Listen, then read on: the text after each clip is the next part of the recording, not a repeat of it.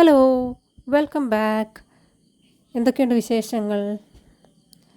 എൻ്റെ റിസ്റ്റിനൊരു ചെറിയ പ്രശ്നം ഉണ്ടായതുകൊണ്ട് 2 ആഴ്ചത്തേക്ക് ക്രോഷ്യ ചെയ്യണ്ട എന്ന് ഞാൻ വിചാരിച്ചു.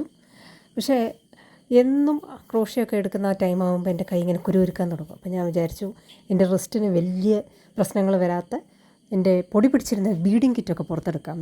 ബീഡിങ് കിറ്റൊക്കെ ഞാൻ പുറത്തെടുത്തു. ഈ കാണുന്നത് എൻ്റെ ബേബി ബ്ലാങ്കറ്റ്, എൻ്റെ ബേബി ആയിരുന്ന സമയത്തുള്ള ബ്ലാങ്കറ്റാണത്. അത് ഞാൻ യൂസ് ചെയ്യുന്നത് എന്താണെന്ന് പറഞ്ഞാൽ ഈ മുത്തുകൾ ഉരുണ്ട് പോവില്ല.